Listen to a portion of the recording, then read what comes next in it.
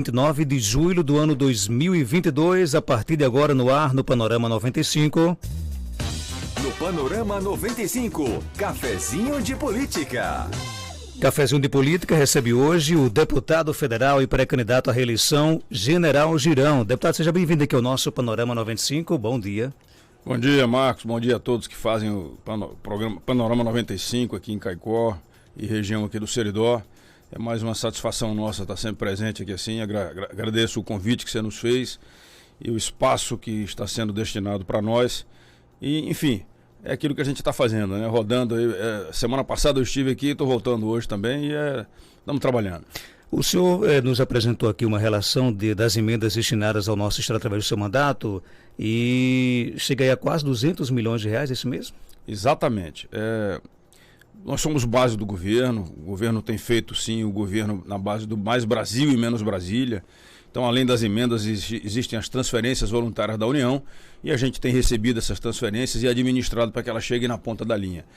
As prefeituras têm recebido sim os recursos diretamente e às vezes a gente consegue fazer também de maneira indireta, como por exemplo um ultrassom diagnóstico que o prefeito daqui, doutor Tadeu, não sabia que iria ganhar e a gente conversando com ele semana passada dissemos que o Ministério da Saúde já estava comprando. Por meio de uma emenda nossa, você estava colocando aqui. Não é nada, o ultrassom é um aparelho super importante para que os médicos possam clinicar e identificar problemas nas pessoas e simplesmente custa em torno de 150 mil reais. Agora, desse montante, quantos de emendas destinadas para o Seridó? Para o Seridó são quase 19 milhões. Contemplando todos os municípios? Isso, sendo que todos os municípios do Seridó. Nós colocamos as emendas para todos os municípios do estado. Acho que ninguém mais fez isso, a gente teve uma estratégia. Aí me criticaram assim dentro da política, dizendo assim, mas o senhor mandou recursos para a prefeitura e o senhor não amarrou com os prefeitos? O senhor não impôs aos prefeitos que se recebessem emendas suas, teria que votar no senhor? Eu disse, rapaz, não tem isso, cara. A gente está fazendo uma política de maneira diferente. As pessoas precisam entender isso. Ou você muda essa maneira de pensar, ou então o nosso estado não vai sair do atraso nunca. Agora, é interessante você falar sobre isso porque como é que é essa questão? Qual é o critério, por exemplo, para se destinar uma emenda para o município? É ser procurado? Primeiro, é ser procurado. Eu tenho sido procurado demais. A lista de pedidos, ela é bem mais grossa do que a lista de atendimentos. Essa é uma verdade. Muita gente demandando muita coisa. Estradas, vicinais, passagens molhadas, pontes. As demandas são muitas. E o recurso não é tanto assim. De qualquer maneira, 200 milhões, né, é uma quantia bastante considerável. Então, a gente recebe pedidos, ou então a gente identifica dentro dos projetos que o governo federal está fazendo, algumas coisas que podem ser feitas. Um exemplo, o nosso medalhista olímpico brasileiro, campeão olímpico brasileiro de judô, Thiago Camilo, ele tem um programa de esporte, o Judô para a Vida. E ninguém me pediu isso aqui no estado e eu, procurado pelo Thiago Camilo e pela assessoria dele lá em Brasília, nós achamos que era muito justo, já que muita gente aqui, assim, muitos garotos e garotas e até mesmo pessoas de idade fazem o karatê também para a saúde. Então eu disse assim, cara, vamos apoiar o Thiago Camilo também. Então o Thiago Camilo vai estar chegando aqui, a gente botou a base do trabalho dele lá em Macaíba, que tem uma vila olímpica, e eu espero que a gente possa espalhar isso aí em todo o estado. Então é esporte. Esporte, quando você é procurado, você também tem que apoiar, e eu tenho apoiado. A gente sabe que o deputado ele não tem, por exemplo, condições de andar todo o estado e de estar atento às demandas de cada município. Por isso é importante, por exemplo, que tipo de mecanismo você usa para chegar a essas prioridades? Olha, eu tenho pessoas que nos apoiam, né? Os movimentos de direita, os movimentos conservadores são muito atuantes e bem presentes em todo o estado. É raro você ter um município que não tem um grupo direita Cruzeta, direitas Major Salles, direita Pau dos Ferros, direita Caicó. É raro um movimento que não tem isso. E os movimentos conservadores também. Então nós fizemos vários fóruns conservadores. Essas pessoas, elas identificam as demandas, às vezes o prefeito nem sabe, às vezes não tem vereador, e aí elas trazem para nós a demanda por meio de alguns apoiadores, né? Edmilson Medeiros aqui em Caicó é o nosso ponta de lança. Até o pessoal da esquerda identifica que ele é um cara atuante, né? Eu soube que ele foi identificado devidamente aí com a passagem da equipe aí da senhora Fátima Bezerra, passaram em algum determinado local. Aí disseram, aquele dali é que é o assessor do Girão. Aí o pessoal já né, ficou sabendo aí que era ele. Então, eu acho que é isso daí, você tendo pessoas que são atuantes e que gostam, sim, de trazer a melhoria para o município, para o estado do Rio Grande do Norte, isso é tudo que a gente precisa, cara. Eu acho que você trabalhar com consciência, você trabalhar voltado não para o seu objetivo individual, mas para o bem comum, para o coletivo, como a gente diz, nós estamos fazendo uma política de maneira diferenciada. E eu espero que as pessoas entendam isso daí. Somente isso. É só o que eu quero. Para Caicó, recentemente, o seu mandato, ele teve uma atenção aí para a estrada do Sabugi, né? Liberando, inclusive, alguns recursos, né? Não deu para concluir a obra. O senhor pensa em liberar mais recursos para aquela obra? Olha, eu tenho mantido um contato muito bom aqui também em Caicó com o vereador Dedé Boneleiro. Inclusive, ele acabou de chegar aqui agora no nosso estúdio aqui. E agradeço aí, Dedé, pela tua participação, pela tua presença. A gente atende as demandas, como eu falei no começo com o doutor Tadeu, quando me pediu, ele não tinha nem sido ainda diplomado, né? Ele já tinha sido eleito, mas estava aguardando a diplomação. Eu disse para ele que iria apoiar, recebi uma primeira emenda de 1 milhão, coloquei, depois mais 1.200.000 coloquei de novo, e agora já soube que vai faltar alguma coisa assim. Então é um compromisso que a gente tem e até mesmo uma diretriz do nosso presidente Bolsonaro, né? Não deixem obras inacabadas, concluam as obras que vocês começaram. Então o Sabugi precisa receber mais uma emenda para poder concluir. Vai ficar faltando, parece que em torno de 2 quilômetros, e também a pavimentação da parte central das vilas. Então já assumi esse compromisso com ele de colocar essa emenda. E, claro, a gente sabe que tem outras demandas aqui. Nós colocamos também para os 2 bairros aqui, para o Mainardi e para o Vila Altiva, tá certo? E outras demandas que sabemos que temos. Hoje, por exemplo, a gente tem uma reunião importantíssima para a reabertura do Yacht Clube de Caicó, junto com o Denox. O diretor de infraestrutura do Denox está aqui para participar dessa reunião e tentarem chegar a um acordo, né? A gente está intermediando isso daí. Eu até vi, inclusive, nas suas redes sociais, essa questão dos balneários do Açude de Tães, né? Fechados já há algum tempo, com a alegação de que provocaria poluição para as águas daquele açude, né? E existe essa possibilidade de realmente reabrir aqueles balneários? Marcos, veja, é uma coisa racional, né? Todos os açudes, lagoas, Bonfim, que é a lagoa que abastece Natal, é cheia de balneários, é cheia de fazendas, é cheia de piscinas, de casas. Bonfim tem água e tem funcionamento dessas instalações. Por que foi fechado há 10 anos atrás? Brigas pessoais? Não é possível que uma briga pessoal leve a um prejuízo de toda uma região, né? Porque o balneário, o Yacht Clube de Caicó não atende somente o pessoal de Caicó, atende todo o pessoal da região. É uma área bonita.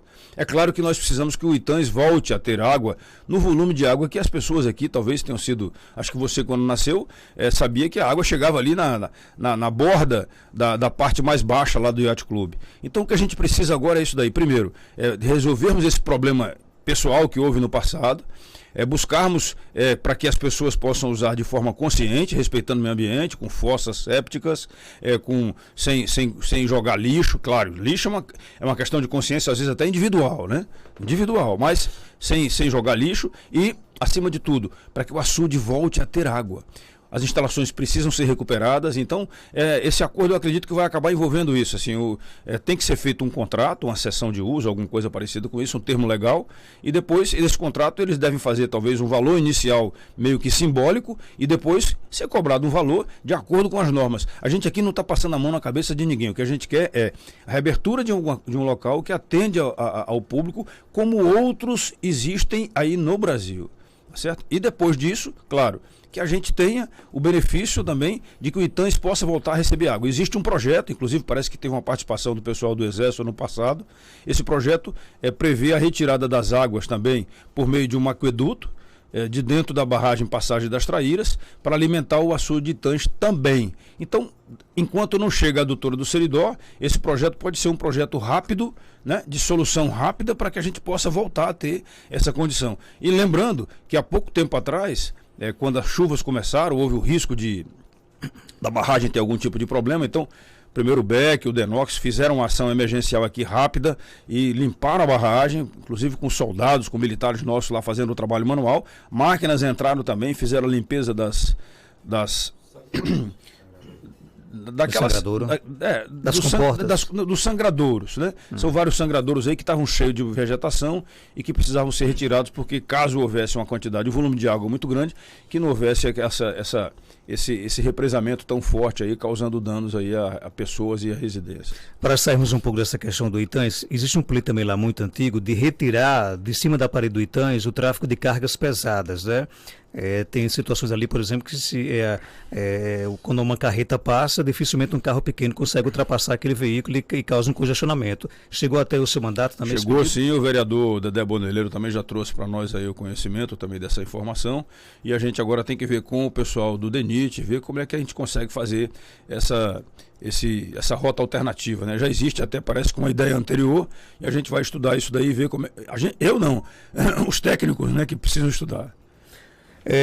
Deputado, tem uma pergunta aqui, inclusive, que vem lá do Itãs. Ele coloca o seguinte: vamos encanar água aqui na reserva do Denox no Itãs e vemos uma situação complicada aqui no setor dos sítios Lagoa Seca, a área do Denox, onde passa a encanação da Caerne, menos de 1.000 metros, mas não temos água encanada. É uma situação lá de quem mora ali pertinho do Itãs, né?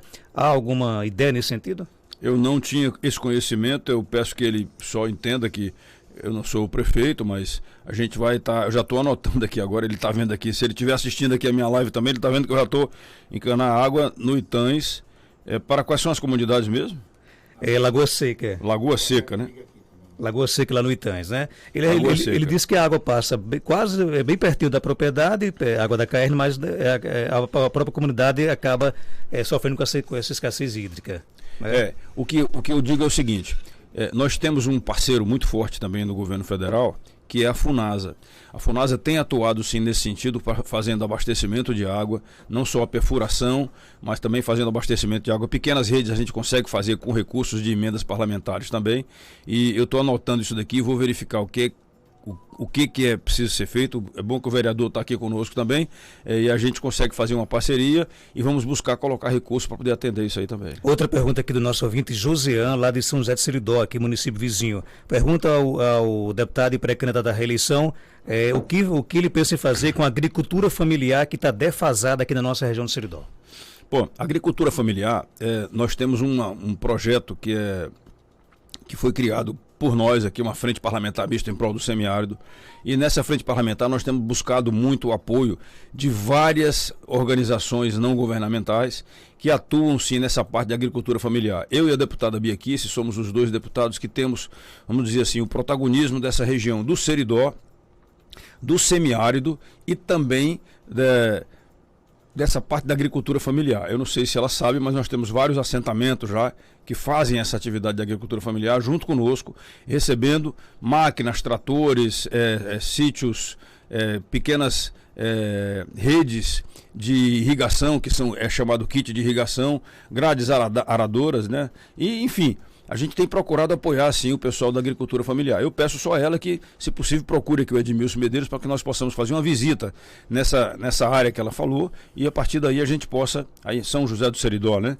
A partir daí que a gente possa fazer a inserção também. Esse pessoal que trabalha com a gente, eles têm, inclusive, a Conafé, eles fazem a orientação da atividade da agricultura familiar, apoiam com insumos também para fazer o trabalho na terra e orientação técnica, e depois o apoio para fazer a comercialização dos produtos. Então eu acredito que isso é tudo que a gente tem procurado fazer dentro do nosso mandato.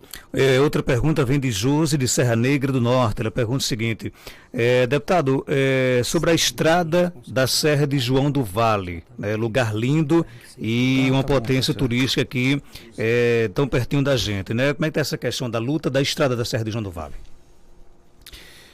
Existem algumas coisas que a gente chama que são coisas limitadoras, né? Eu tomei conhecimento da estrada da Serra do João do Vale ainda com a gestão do prefeito anterior lá em Jucurutu. Quando eu tomei conhecimento, eu tive a sorte também de imediatamente ter sido fornecido para nós uma transferência voluntária da União.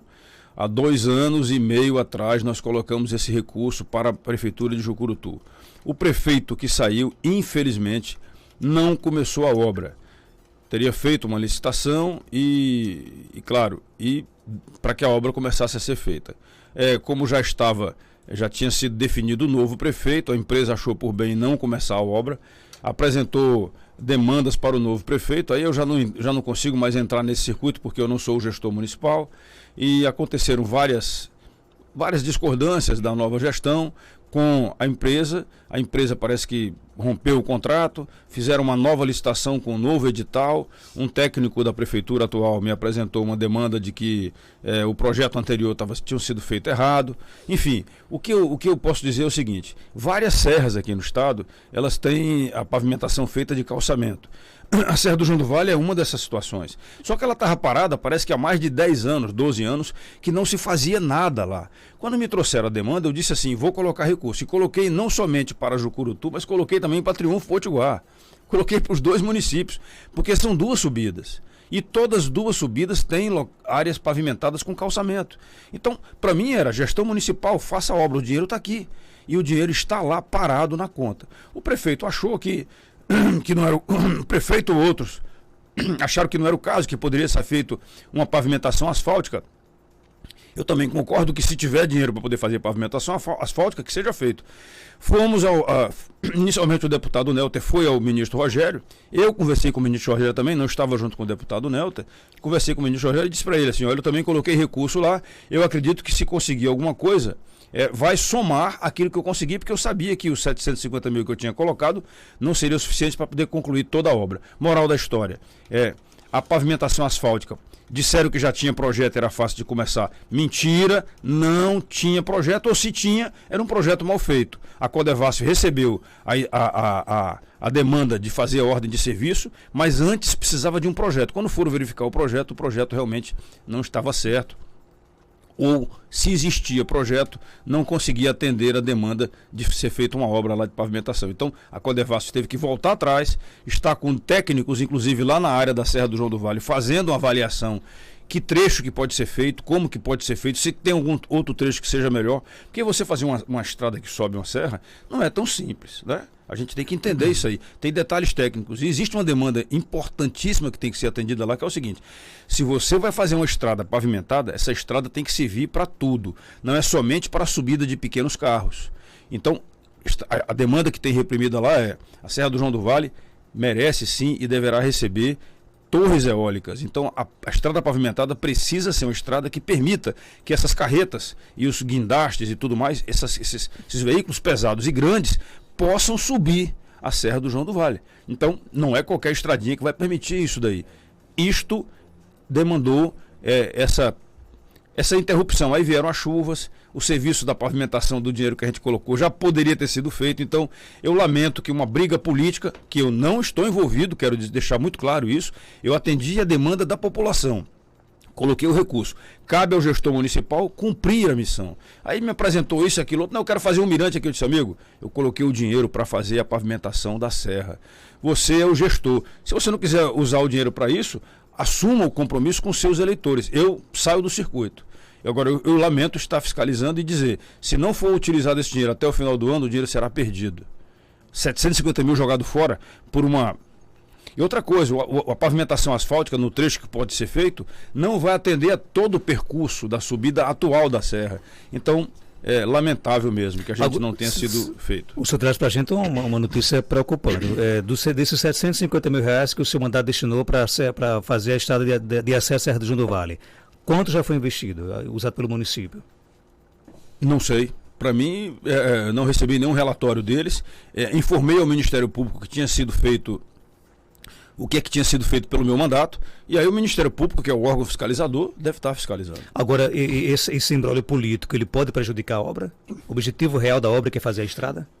Acredito que sim. Já está prejudicando, porque teve inclusive um acidente lá com pessoas, ainda bem que foram só danos leves, mas já teve acidente lá. E pessoas receberam, sim, tiveram dificuldades de subir e descer a serra durante esse período chuvoso. Já poderia ter sido, pelo menos, amenizado se essa obra tivesse sido começada e realizada nesse tempo todo que eu tinha colocado o recurso. E é uma pena porque é uma serra que tem um potencial turístico imenso, né? Além do potencial turístico, eu digo, e tem muita gente morando lá. Dizem que a quantidade de moradores lá ultrapassa aí mais de, sei lá, 3 mil pessoas, fora aqueles que têm casas lá e que gostam de passar o final de semana. Lá é muito gostoso, é bem friozinho lá em cima. Então, é lamentável. Tem perguntas aqui dos nossos ouvintes. Bom dia. Bom dia, Marco Dantas. Bom dia aí, Girão. Sou aqui do Samaraú. Queria muito, a gente, não só eu, nós moradores aqui do bairro, queria muito que você mandasse uma emenda aqui para a pavimentação do nosso bairro, que a metade do bairro não tem pavimentação, não tem saneamento básico. Então, seria uma grande oportunidade do senhor vir no bairro, se o senhor caso queira vir, dar uma olhada e mandar alguma emenda para alguma pavimentação aqui no nosso bairro. Bom dia, tivemos o prazer de vê-lo ontem na feirinha que o senhor estava. Então seria uma grande oportunidade se o senhor quiser vir ao bairro, conhecer, ver que realmente a gente estamos precisando. Um abraço, Janaína. Bairro Samaraú fica na zona norte de Caicó. Só foi dizer que mandou emenda aí para o Mainá e para o Vila Altiva, pronto. O Samaraú também quer calçamento lá. Janaína, obrigado pela tua participação. O que eu quero dizer para ti é o seguinte, você deve estar vendo aí uma academia da melhor idade, né? A academia está aí, fomos nós que colocamos essa emenda aqui para a prefeitura também, mas eu vou sim avaliar aí como é que a gente pode fazer. Eu tenho compromisso de fazer pavimentações. Parece que é brincadeira, mas é sim uma demanda reprimida em todo o estado do Rio Grande do Norte. A capital, a região metropolitana Natal também tem essa demanda de muitos bairros que precisam de pavimentação. Mas eu vou atender sim o bairro Samanaú, até porque Samanaú é um nome muito bonito. Remete a cachaça. A nossa cachaça premiada também. Tem mais perguntas, bom dia. Pergunta aí o nosso deputado aí. Aqui no acampamento, município de São Sabugi, tem uma obra de água encanada. Já tem encanamento para todas as casas. A caixa já foi feita. Agora eu não sei qual é o problema, que vem há muitos anos já isso aí, rolando. E a gente aqui, todo mundo precisando d'água e não tem. A gente não tiver uma bombinha, não tem água. E quando precisa, tem que pedir pipa d'água lá de São Sabugi. É complicado, rapaz. Pergunta ele aí se ele está sabendo dessa obra. Obra hídrica na zona rural São Sabugi. Olha, eu não tinha conhecimento dessa obra também, mas o meu assessor aqui, o Edmilson Medeiros, já anotou aqui, eu já virei para ele aqui, já dei a diretriz para ele ir lá fazer uma verificação. Como é que é o nome dele? Eu vou só confirmar aqui rapidinho, é o Nuremberg. Nuremberg, se ele puder mandar o contato dele aqui, para que o Edmilson possa fazer o contato com ele também, para receber essa informação, essa demanda, a gente vai fazer essa avaliação sim e vamos apoiar o município com recursos. Já a gente traz mais aqui algumas perguntas aos ouvintes. Recentemente o senhor apresentou um projeto aí, ou pelo menos deve apresentar, propondo tornar crime desrespeitos a símbolos nacionais. Por que você tomou essa iniciativa? Rapaz, olha, o que eu tô carregando aqui, ó. Sempre eu carrego comigo, aqui dentro, ó.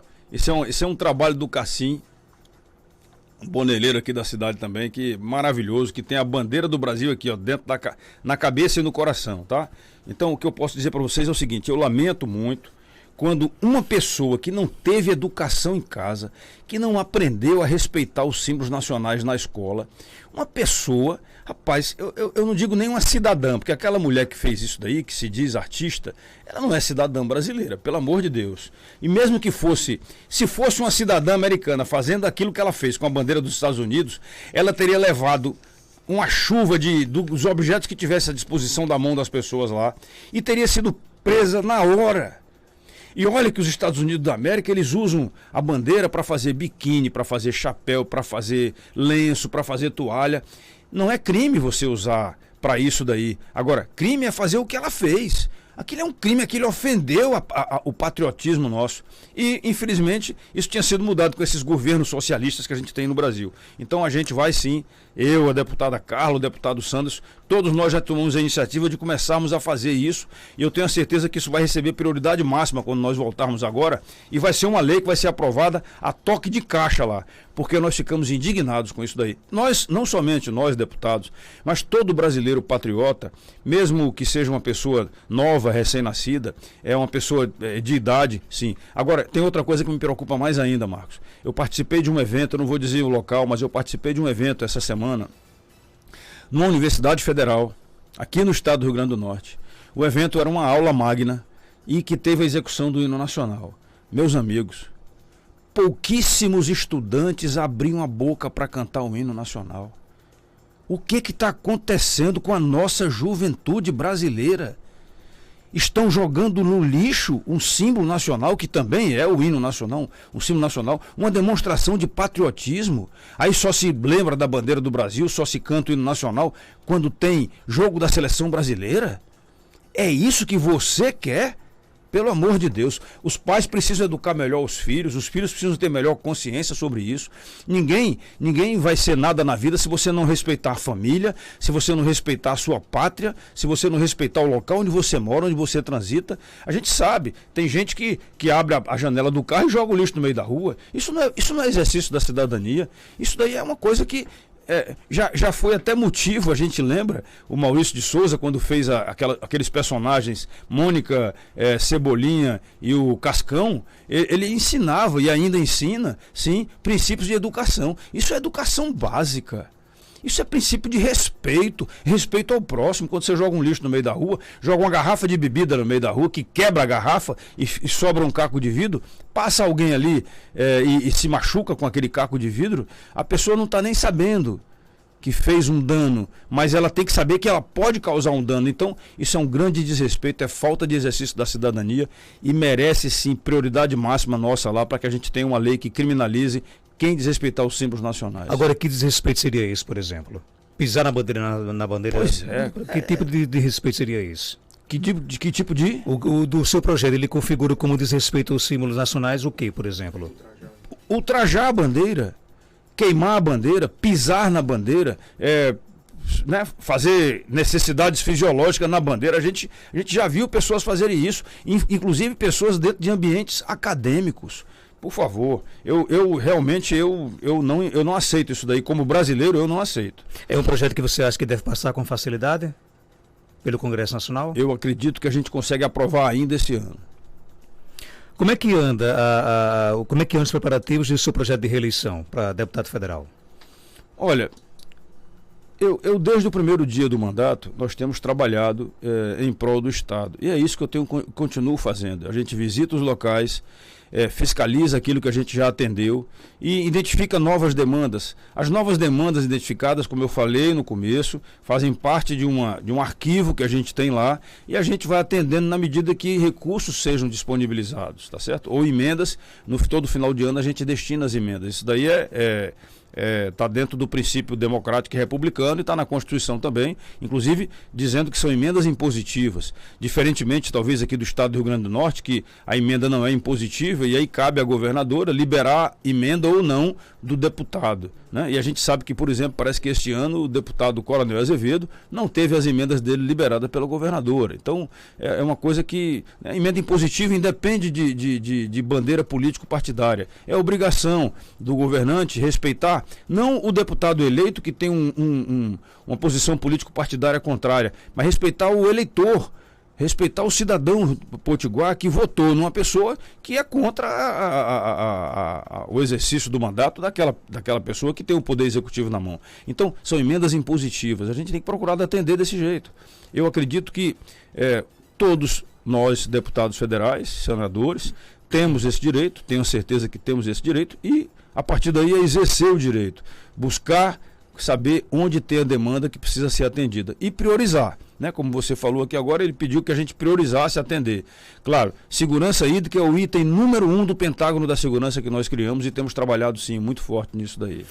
Uma das principais obras hídricas do Estado é, sem dúvida nenhuma, a barragem do Oiticica, né? Qual tem sido o papel da bancada federal na realização desse projeto? Olha, eu estive 7 vezes em Oiticica, 7 vezes fiscalizando. Dessas 7 vezes, 3 vezes foram com o presidente Bolsonaro. Eu desafio qualquer outro aí que tenha ido mais vezes do que eu para fiscalizar, não é para passear não. Todas as vezes que fui, fiz vídeos e gerei relatórios e ofícios cobrando. Infelizmente, pelo que eu fiquei sabendo agora, depois que as casas ficaram prontas na verdade em janeiro desse ano, e só começaram a ser entregues há 1 mês e meio atrás. Tá? Então levou-se 5 meses para começar a entregar as casas. Depois que as casas ficaram prontas, as pessoas começaram a se mudar. Essa mudança, eu não sei qual é o prazo que ela tem para terminar, eu já cobrei isso por escrito e vou reiterar a cobrança. Depois que todos se mudarem, vão autorizar subir a barragem mais 4,5 metros. A barragem tem mais quase 20 metros para subir. 4,5 metros só não será suficiente para, vamos dizer assim, criar a grande lagoa, o grande lago de Oiticica. É claro, e também não vai chover mais, né? As chuvas já estão acabando, agora em agosto já não chove mais. Então, só serão as chuvas do ano que vem. Eu lamento muito, se as chuvas começarem de novo com antecipação, como começaram esse ano, novembro, dezembro, não vai ter a barragem completada. Então vai vazar de novo água como vazou esse ano. É muita irresponsabilidade. O pior de tudo, o governo do estado já considera que não vai concluir a obra no final do ano.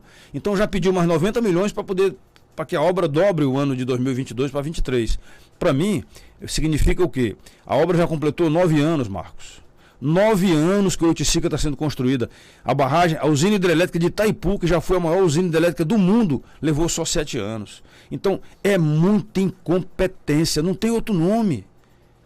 Não tem outro nome. Eu continuo cobrando, sim, porque Oiticica, quando o lago ficar concluído, nós teremos o represamento da água, e aí sim, a condição para que essa água possa ser utilizada para todos os fins. Vai ser água que não vai faltar. 2 barragens juntas, né? Isso vai ser uma maravilha. E lembrando que a outra obra da chegada das águas do São Francisco, que é o ramal do Apodi, está sendo feito. Nós participamos há 3 meses atrás aí de uma ação feita pela Codevasf junto com o Ministério do Desenvolvimento Regional, lá em Major Salles, onde um túnel de quase 6 quilômetros começou a ser perfurado, que a água vai passar por esse túnel para chegar em Major Salles e a partir daí ir alimentando as demais bacias hídricas, né? Vai chegar em Pau dos Ferros, aí vai alimentar o Apodi e depois alimentar o Mossoró, tomando como base todas aquelas barragens que já existem ali, Santa Cruz, o Mari.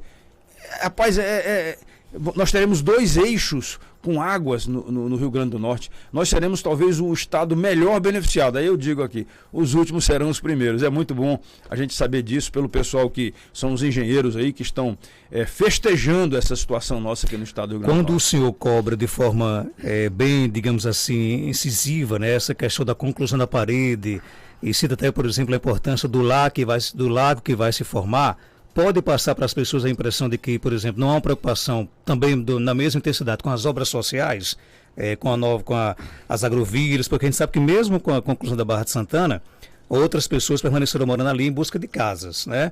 Ou só acha que realmente, por exemplo, já teve tempo de só para concluir as obras sociais? Olha, o que eu posso dizer para você é o seguinte: eu entendo um pouco de construção, porque a vida minha toda dentro do Exército foi também fazendo obras. As agrovilas que são necessárias serem construídas, elas não demandam, uma agrovila para ser construída não demanda nem um mês.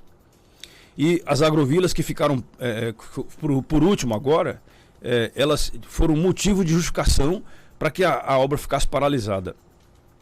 Ora, se você não leva nem um mês para construir meia dúzia de casas, você dizer que isso daí foi motivo de atraso para chegar uma obra que era para levar no máximo 3 anos, está levando 3 vezes mais o tempo. Não dá para aceitar isso aí. A segunda, os sítios arqueológicos não foram pesquisados, não foram retirados de lá. Ora, para você contratar uma empresa com mão de obra que a gente sabe que existe disponível, com falta de emprego, né, para geração de emprego, você contratar uma empresa para fazer. E o pior de tudo não é isso. O pior de tudo é que o governo federal repassou os recursos para o governo do estado. E o governo do estado ainda não casou totalmente a contrapartida e não repôs os 19 milhões que estavam sim, que foram utilizados pela justiça para cumprir outras demandas que o estado ficou devendo, principalmente na área da saúde, dívidas da saúde que a justiça determinou o bloqueio de recursos da obra de Oiticica. Então, eu pergunto para vocês aqui que estão nos ouvindo, é incompetência ou não é? É incompetência. E aí eu pergunto, as áreas sociais que deixaram de ser atendidas são essas. A gestão. A gestão tem a responsabilidade de identificar todas as demandas e atender a demanda maior, que é concluir a obra. Para atender a demanda maior, você resolve as demandas menores ali. A demanda maior para mim é subir a barragem para que o lago possa começar a ser formado. Então, demandas sociais. E outra coisa, sempre me preocupei em relação às indenizações. Agora, é claro, eu não pude entrar em detalhes. Todas as denúncias que chegaram para mim, eu escrevi ofício daí dizendo, olha, tem indenização que o morador está reclamando que está sendo indenizado muito menos do que ele merece ser indenizado. Isso daí, existe inclusive um juiz determinado pelo Tribunal de Justiça para ser o mediador. eu não preciso entrar como mediador nisso daí, mas eu entrei como fiscal e apresentei essa demanda também ao MDR. O Vini quer saber qual é a sua posição com relação ao piso salarial da enfermagem, PL 2564. Participei da votação com muito orgulho e tenho apoiado toda essa classe, a classe da saúde, né, a área da saúde, porque trabalharam de maneira heróica durante toda a pandemia e trabalham já naturalmente, né? Então aprovamos sim, e tinha uma quantidade grande de gente lá, inclusive gente aqui do estado. Desde o começo eu fui talvez um dos primeiros a fazer um vídeo aqui com as meninas aqui dentro do Hotel Porto Belo do nosso amigo Vaca Velha. E sim, temos apoiado o piso.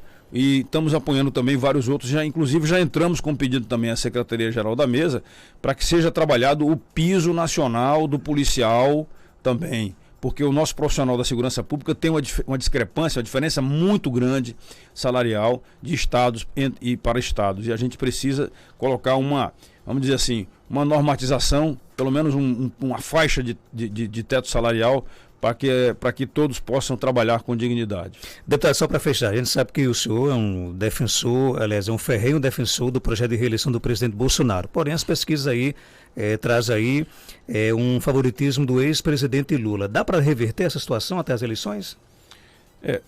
Primeira coisa que eu digo é o seguinte, nós também temos um projeto de lei que precisa, esse projeto de lei, colocar um princípio de justiça e verdade, um compromisso com a verdade, aos institutos de pesquisa, porque todos sabem que se dependesse de instituto de pesquisa o presidente Bolsonaro não estaria eleito e eu também não. Aí diz assim, não, o Girão foi um azarão. Pô, eu não fui um azarão, eu acho que a população demonstrou que queria que eu fosse eleito, que queria eleger alguém que tivesse um viés militar, um viés de compromisso com a verdade e tudo mais. Então essa é uma verdade que a gente não dá para fugir dela, tá? Eu te digo com toda sinceridade, pelo que a gente tem visto, comparando os dois principais candidatos à presidência da República, quando o presidente Bolsonaro vai às ruas, ele é aclamado. Já o outro lado só vai para pequenos públicos selecionados e sempre aqueles que a gente sabe que tem um cercado que alguém levou o pessoal para lá. Então eu confesso que nós vamos viver uma eleição, vamos dizer assim, importantíssima para a história do Brasil, porque é uma eleição onde nós teremos a luta da verdade contra a mentira, propagada por institutos que recebem rios de dinheiro. Todo mundo sabe o que significa rios de dinheiro, né? São recursos que alimentam esses institutos de pesquisa e a gente sabe que, infelizmente, ao final, o resultado vai ser diferente do Instituto de Pesquisa que foi mostrado. Isso aconteceu na última eleição, não sei se vocês lembram, mas, por exemplo, um exemplo só, em Fortaleza, o candidato a prefeito em Fortaleza, nas pesquisas estava 20 pontos atrás de quem acabou ganhando. E na hora da eleição final, a diferença foi pequena demais. Tá certo? Então, o Instituto de Pesquisa ele acaba induzindo as pessoas a votarem o famoso voto útil. Não, vou votar em quem tem chance de ganhar.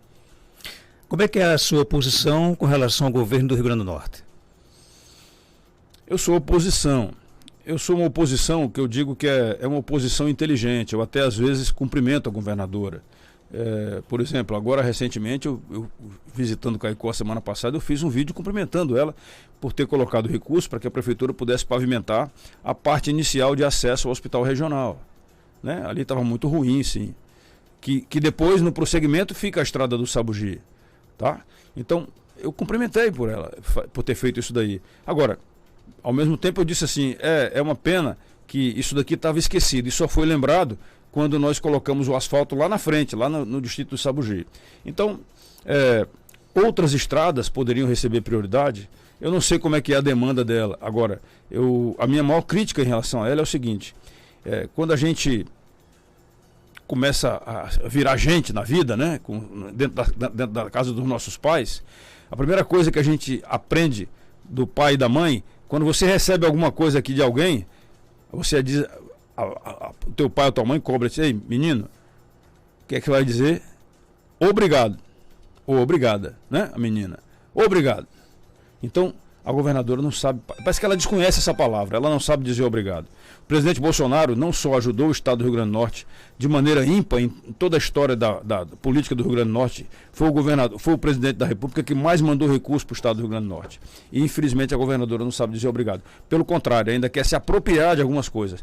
Todas as vacinas que chegaram no Rio Grande do Norte para vacinar cada um dos cidadãos aqui, eu, você, seus parentes, seus familiares, seus amigos, todas as vacinas foram compradas pelo governo federal. E no momento ela disse que foi o governo federal que trouxe. Ela disse, nós estamos vacinando.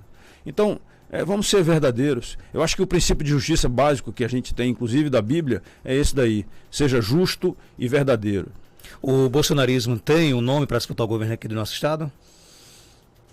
Bem, algumas pessoas... É uma questão de escolha. Eu sou contra a imposição de nomes. Tá certo? Eu acho que as pessoas devem conquistar. Eu tenho falado muito isso para quem conversa comigo.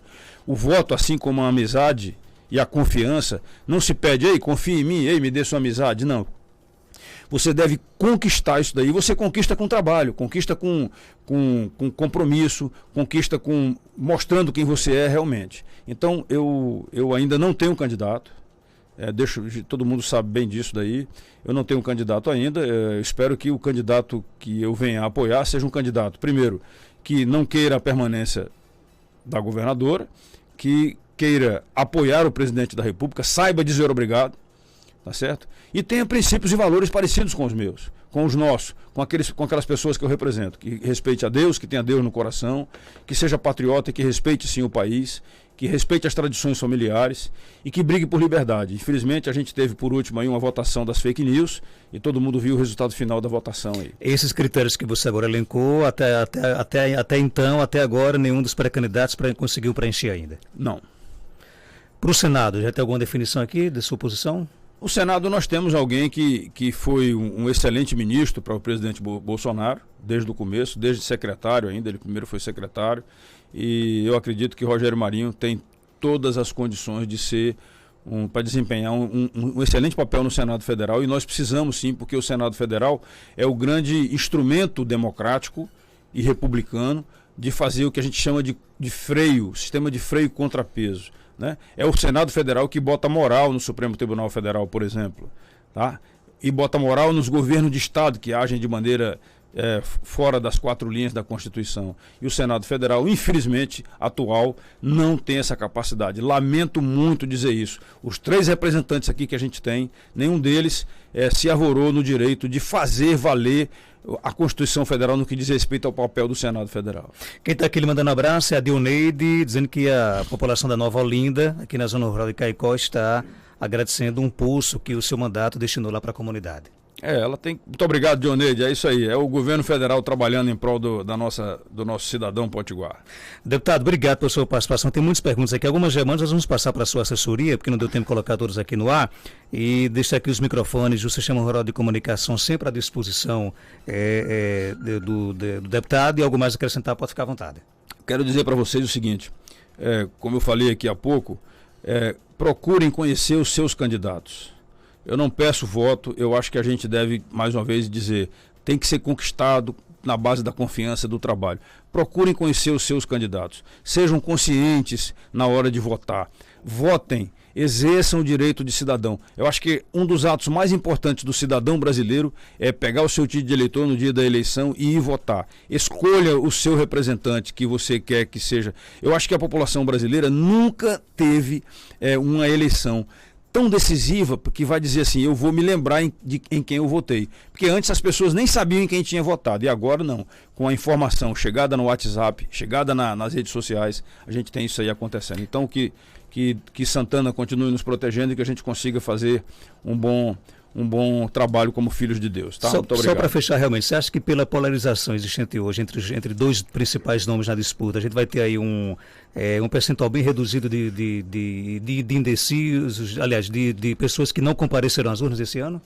Eu acredito que sim, as pessoas estão muito motivadas, inclusive chegou a aparecer aí uma campanha dizendo assim, não, acima de 70 anos não precisa votar, não vá votar. E os pequenos, os menores, né, tiram o seu título de eleitor, inclusive nas escolas, os professores estimulando com papel vermelho lá, né, estimule, vai buscar o seu voto para tirar o presidente da República. Que é isso? Dentro da escola, cara. Eu sou radicalmente contra isso daí. Eu acho que o aluno, o cidadão brasileiro deve procurar a sua verdade. Receba a verdade do seu pai, da sua mãe, do seu professor, no meio da rua, dos seus amigos. Aí busque o conhecimento, vá atrás da informação e procure a sua verdade. Não aceita a verdade dos outros, não. Seja autêntico, tá bom? 7h45, conversamos aqui no nosso programa com o deputado federal General Girão, pré-candidato à reeleição para a Câmara dos Deputados. Vamos